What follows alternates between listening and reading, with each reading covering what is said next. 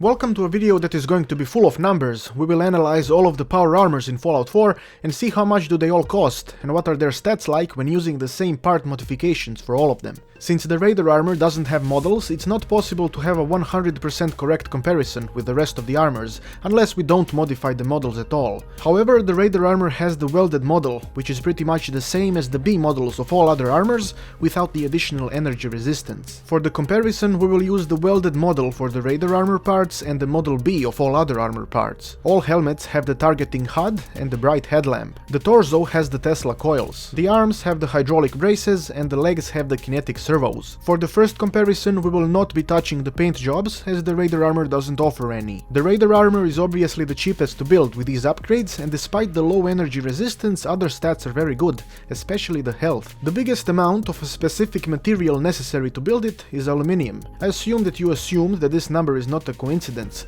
Your assumption would be correct. This particular design for all power armors was picked by the gods, as they decided that by using these parts they will touch you and lead you towards glory, because this is the number they have on their front door.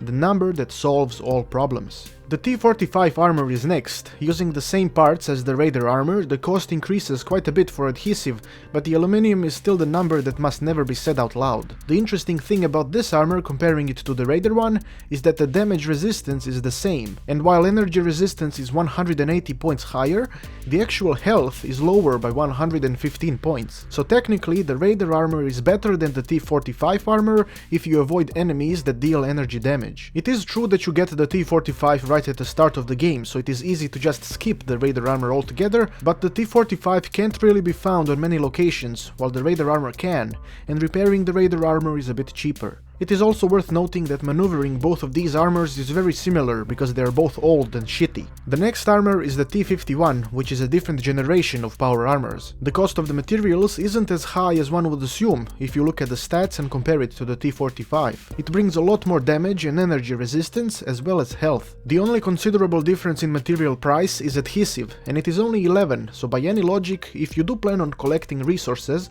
to upgrade your power armor, and you have the T45, I'd definitely recommend spending some time getting the T51, or simply join the Brotherhood of Steel and get the T60. Speaking of the T60 power armor, you will need to find 9 extra adhesive, aluminium and rubber, along with a few other additional pieces to get the same upgrades. The difference in stats is not much, but it is noticeable. 240 extra damage resistance, 155 extra energy resistance and 270 extra health. When it comes to the XO1 armor, the amount of materials needed to upgrade it is strangely similar to the T60 armor. You actually need less to upgrade to the same parts. Given that this armor raises the resistances and the health quite a bit, it makes me believe that the T60 power armor is kinda useless. If we look at all 5 power armors, we can clearly notice that in this scenario the T51 power armor should be everyone's first choice for upgrading, and then it should be replaced with the XO1. All the other power armors aren't very effective when you compare the stats with the materials needed for the upgrades. For the second comparison, I wanted to add a paint job onto the 4 power armors that support such a modification. I used the titanium plating, and while the material requirements became much greater, it is still relatively proportional across all armors. The increase of health is also very proportional, so when it comes to upgrading, while also taking into account the paint job, all armors are equally strong, but the increase in health is not worth the materials needed to upgrade. I would definitely recommend focusing on the T51 and then the XO1, without paying much attention to the paint jobs.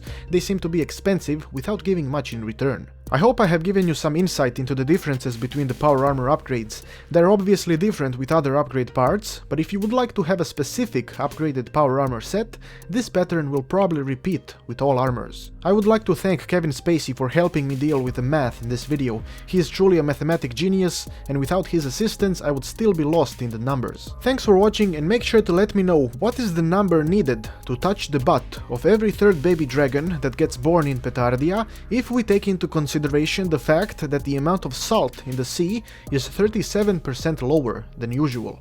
I have been Petard, your glorious lord, and may the blessings of Petardia eternally touch your butt.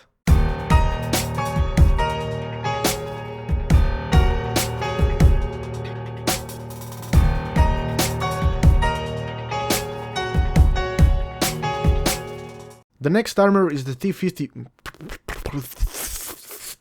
105... Any. Dosta.